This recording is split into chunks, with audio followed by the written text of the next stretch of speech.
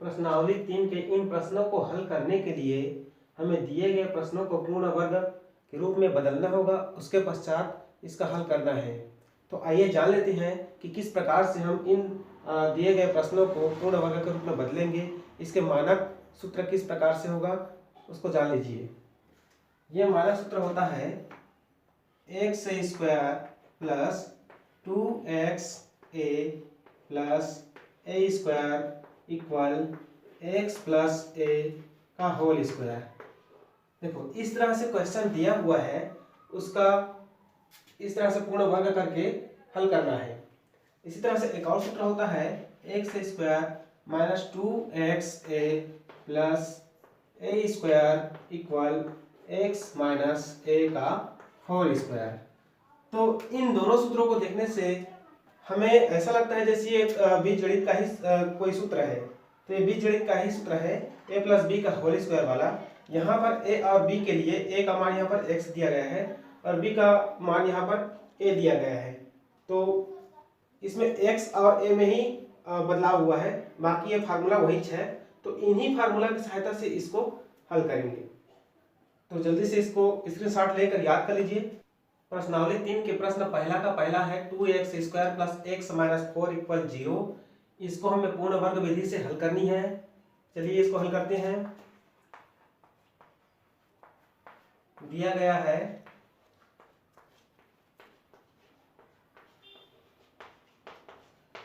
2x square plus x minus 4 equal 0। अब हमें क्या करना है, इस दिए गए वर्ग समीकरण के अंतिम वाले पद को हमें पक्षांतर करने हैं। उसके पश्चात इसके पहला पद, इसका जो प्रथम पद है, इसको हमें इकाई करनी है। तो चलिए कर लेते हैं। यह हो जाएगा 2x square plus x minus 4।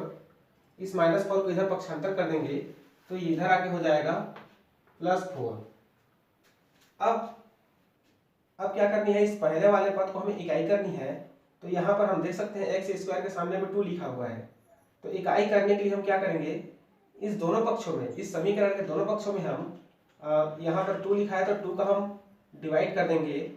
ठीक है, यहाँ पर इकाई करने के लिए यदि यहाँ पर कोई पद हो तो यहाँ पर जितना लिखा हो उतने का दोनों पक्षों में डिवाइड किया जाता है। और यदि यहाँ पर कुछ भी ना लिखा हो, पहले से इकाई हो, तो उसमें उसमें डिवाइड करने की जरूरत नहीं होती है। तो चलिए इसके दोनों पक्षों में हम 2 का डिवाइड कर देते हैं। तो हो जाएगा 2x square plus x equal 4। और ये 2x स्क्वायर प्लस एक्स को डिवाइड करेंगे 2 से, और इधर भी राइट हैंड साइड में 4 है, उसको भी 2 से डिवाइड करेंगे। अब ये वाला जो लेफ्ट हैंड साइड है इस तरह से हो जाएगा 2x square by 2 plus x by 2 equal हो जाएगा 4 बाई 2। अब यहाँ पर जो कटता है उसको कटा देनी है। तो यहाँ हम देख सकते हैं इस वाले पद में ये 2 और 2 कट जाएगा। यहाँ से x बाई 2 कुछ नहीं कटेगा, यहाँ से ये कट जाएगा, 4 कट जाएगा 2 से, 2 बार में 2 दूने 4। तो ये जो हमारा समीकरण है वो इस प्रकार से हो गया x square plus x by 2 equal होगा 2। अब हमें टारगेट लेनी है जो हम फार्मूला याद किए थे। यहाँ पर लिख देता हूँ x square plus 2x plus 2xa plus a square जैसे। तो यहाँ हम इस समीकरण और इस समीकरण को हम देखते हैं तो इसके और इसके रूप में कुछ एक जैसा दिखाई दे रहा है। ये जैसे इसका पहला पद एक्स स्क्वायर, इसका भी पहला पद एक्स स्क्वायर, इसका इसमें जो है पहला पद में इकाई है, इसके भी पहले पद में इकाई है। अब हमें क्या करना है, हमें इसके जैसा आगे जो भी दिख रहा है इसके जैसा इसको बनाने की कोशिश करना है। तो यहाँ देखो एक्स स्क्वायर प्लस के बाद 2x है और a है, उसके बाद a स्क्वायर है। तो हमें क्या करना है, दूसरे वाले पद में भी हमें इसके जैसा 2 लाना है। परंतु इस समीकरण में x square plus x by 2 equal 2 है, यहाँ पर इसके दूसरे पद में 2 नहीं है। तो 2 हमें लाने के लिए कुछ ऐसा ट्रिक लगानी है इसमें जिसमें इस गणित के नियम का उल्लंघन न हो। तो इस प्रकार से लगा सकते हैं x square plus 2x by 2। तो यहाँ पर यदि हम ऊपर में 2 लगाते हैं तो हमें नीचे भी 2 करना होगा, अन्यथा यहाँ पर गणित के नियम का उल्लंघन हो जाएगा। यहाँ पर हमें 2 रखते समय ध्यान देना है कि यदि यहाँ पर 2 नहीं है तो ऊपर में 2 लगा रहे हैं तो हमें नीचे में भी 2 लगाना पड़ेगा, ताकि इसका स्वरूप जो है इसी प्रकार से ही रहे। यहाँ देखो, यदि हम 2 और 2 को कैंसिल करते हैं तो यहाँ पर x/2 ही रहता है जो इसके जैसा है, तो यहाँ पर गणित के नियम का उल्लंघन नहीं होता है। तो इस तरह से हम ये लगा सकते हैं, इक्वल हो जाएगा फिर 2। अब इसको आगे हल करेंगे तो हो जाएगा x² plus 2x into 1/2 into 2 हो जाएगा ये 4, इक्वल हो गया 2। चूंकि बोर्ड यहाँ तक पूरा भर चुका है तो आप लोग इसका स्क्रीनशॉट ले लीजिए, फिर आगे हल करते हैं। ये हल करने के पश्चात हमें ये प्राप्त हुआ है। तो इसमें आप लोग देख सकते हैं कि ये जो हमारा समीकरण का स्वरूप है वो लगभग अपने टारगेट तक पहुंच रहा है। तो अभी इसमें से कुछ और अपने टारगेट तक पहुंचने के लिए कुछ चेंज करना अभी और बाकी है। तो अभी हम क्या करेंगे, यहाँ पर जो 2x गुणांक दिख रहा है 1/4, इसका हम दोनों पक्षों में क्या करेंगे, वर्ग करके जोड़ देंगे। ठीक है, क्योंकि ये समीकरण है इसलिए किसी भी संख्या को इन समीकरण के दोनों पक्षों में जोड़ने या फिर घटाने से कोई परिवर्तन नहीं होगा। तो इस तरह से ये ट्रिक लगाने से गणित के नियम का उल्लंघन नहीं होगा। तो ये हो जाएगा दोनों पक्षों में 2x के गुणांक। तो यहाँ पर 2x का गुणांक दिख रहा है 1/4 का वर्ग करके जोड़ने पर।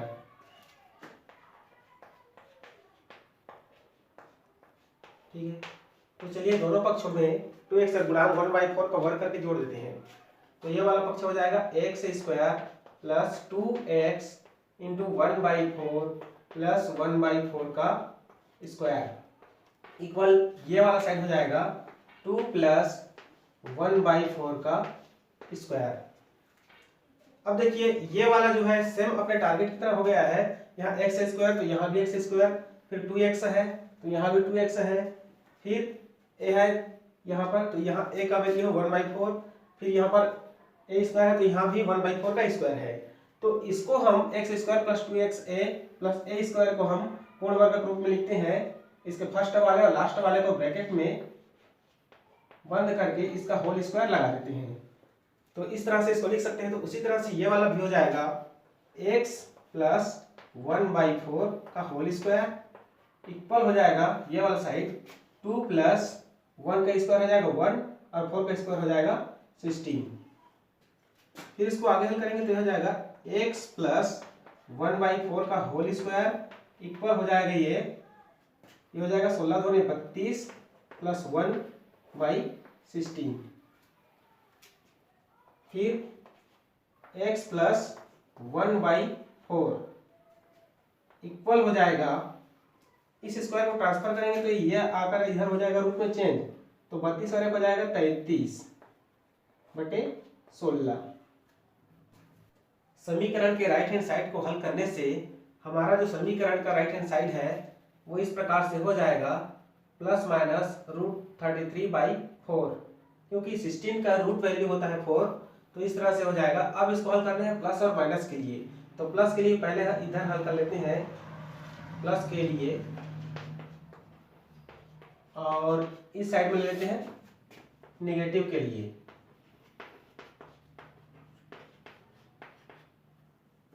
अब x प्लस 1/4 यहाँ पॉजिटिव के लिए ले रहे हैं इसलिए यहाँ पर हम लेंगे प्लस √33/4 को। तो x प्लस 1/4 इक्वल हो जाएगा √33/4। अब x इक्वल हो जाएगा x इक्वल √33/4, फिर 1/4 इधर ट्रांसफर होके ये -1/4। अब यहाँ पर इसको फिर से हल करेंगे तो ये हो जाएगा x इक्वल √33 माइनस 1/4। अब इसको इस तरह से भी लिख सकते हैं x इक्वल -1 प्लस √33/4। इस तरह से नेगेटिव साइड में हो जाएगा x प्लस 1/4 इक्वल, इधर नेगेटिव लेना है इसलिए यहाँ माइनस को लेंगे, ये हो जाएगा -√33/4। फिर x इक्वल हो जाएगा माइनस √33/4, यहाँ से +1/4 ट्रांसफर होकर इधर हो जाएगा -1/4। फिर ये वाला को हम इस तरह से लिख सकते हैं, x इक्वल -√33 -1/4। इसको फिर से लिख सकते हैं, x इक्वल -1 -√33/4। तो इस तरह से x के दोनों आंसर यहाँ पर मिल जाता है। तो इस तरह से बाकी क्वेश्चन को भी आप लोग हल कर सकते हैं सेम इसी ट्रिक को लगा करके। तो दो है √7 प्लस √7 प्लस √7 प्लस, ये अनंत तक गया है। हमें इस समीकरण को हल करने के लिए पहले वाले √7 को छोड़ करके बाकी जितने भी √7 है जो अनंत तक गया है उसको हमें x मान करके प्रतिस्थापित करनी है, उसके पश्चात इसको हल करनी है। तो चलिए यहाँ पर मान लेते हैं, माना √7 प्लस √7 प्लस √7, ये अनंत तक को हम मान लेते हैं x। इसलिए दिया हुआ समीकरण इस प्रकार से हो जाएगा, x इक्वल √7 प्लस x, ठीक है, x इक्वल √7 प्लस x। अब इस रूट को हटाने के लिए हम क्या करेंगे, दोनों पक्षों को वर्ग करेंगे। दोनों पक्षों का वर्ग करने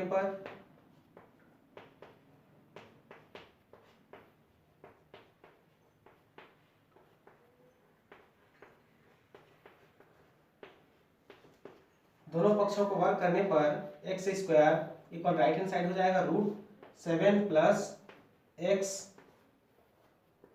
का स्क्वायर। तो यहाँ पर x स्क्वायर इक्वल रूट का स्क्वायर रहता है तो रूट हट जाता है, तो ये वाला हो जाएगा 7 प्लस x। अब 7 प्लस x को हम लेफ्ट हैंड साइड में ट्रांसफर कर लेंगे, तो ये वाला हो जाएगा x square minus x minus 7 equal 0। अब इस तरह से हम देख सकते हैं कि √7 प्लस √7 प्लस √7 जो अनंत तक गया है उसको हम सरल करते हैं, तो इस प्रकार से हमें वर्ग समीकरण प्राप्त होता है। अब इस वर्ग समीकरण को पूर्ण वर्ग विधि से हल करके आप आंसर ला सकते हैं। तो इस तरह से बाकी का जो काम है आप लोग कर लीजिएगा। प्रश्न 3 है, दो क्रमागत प्राकृतिक संख्याओं के वर्गों का योग 85 है, संख्याएं ज्ञात कीजिए। तो सबसे पहले तो यह क्लियर करते हैं क्रमागत संख्या किसको बोलते हैं। क्रमागत संख्या कहने का अर्थ है कि क्रम से आने वाली। जैसे मैं कोई संख्या लेता हूँ 4 का क्रमागत हो जाएगा 5, 4 का क्रमागत होगा 5, 5 का क्रमागत हो जाएगा 6, 6 का क्रमागत 7। तो इस तरह से हम देखते हैं, तो प्रत्येक क्रमागत संख्या अपने से पहले से एक अधिक होती है। तो इसी तरह से मैं यहाँ पर मान लेता हूँ कि कोई संख्या x है तो उसका क्रमागत संख्या हो जाएगा x प्लस 1। तो इस प्रकार से इसको हल करेंगे तो यहाँ लिखेंगे, माना वे संख्याएं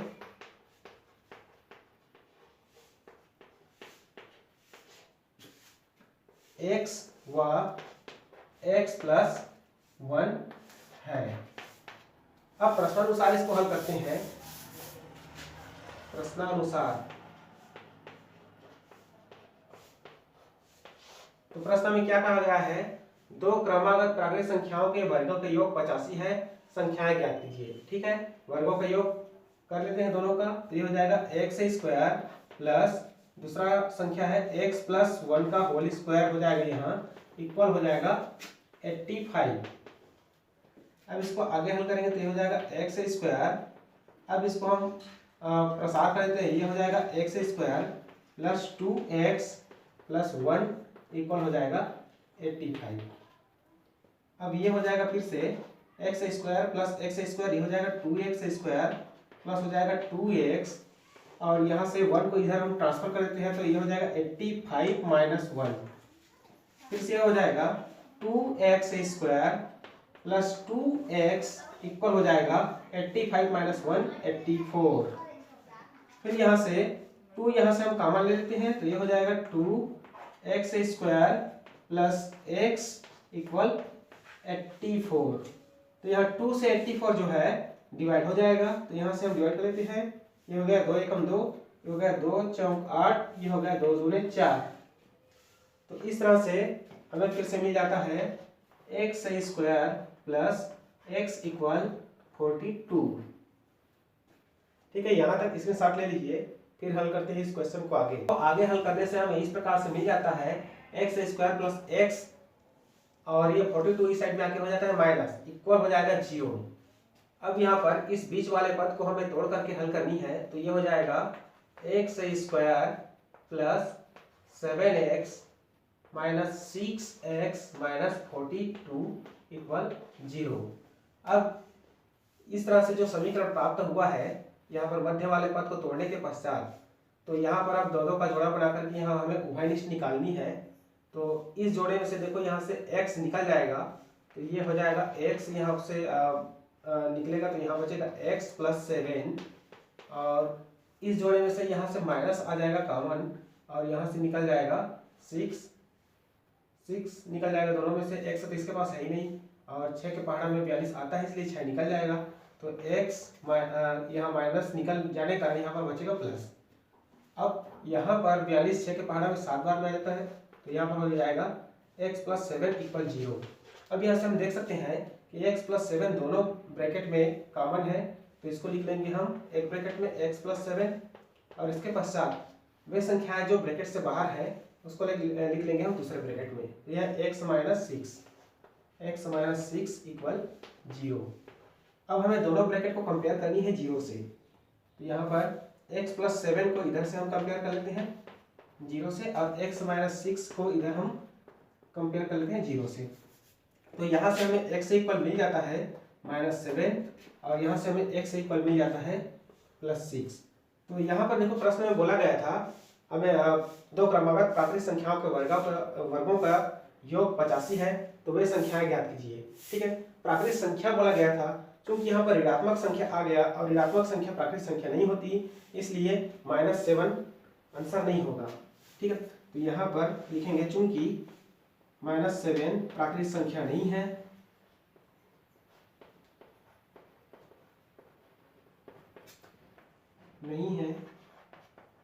इसलिए -7 को छोड़ने पर। अब -7 को छोड़ने पर x माइनस 6 को 0 से कंपेयर करने पर हमें x इक्वल 6 मिल गया है। तो एक प्राकृतिक संख्या 6 है, तो इसके क्रमागत दूसरी प्राकृतिक संख्या हो जाएगा 7। 6 में एक जोड़ देंगे तो हो जाएगा 7, इसलिए दूसरी प्राकृतिक संख्या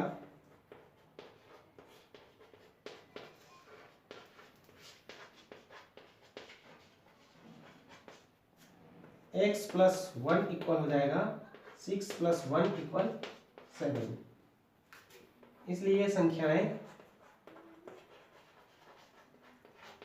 हो जाएंगी 6 और 7। तो ये होता है इसका आंसर। तो इस प्रश्नावली के बाकी क्वेश्चन इन्हीं विधियों से आप लोग बना लीजिएगा। इसी के साथ ये प्रश्नावली यहीं पर समाप्त होती है। 10वीं गणित की अगली वीडियो के लिए चैनल को सब्सक्राइब करके बेल आइकन को प्रेस कर दीजिए। मिलते हैं अगली वीडियो में। जय भवानी।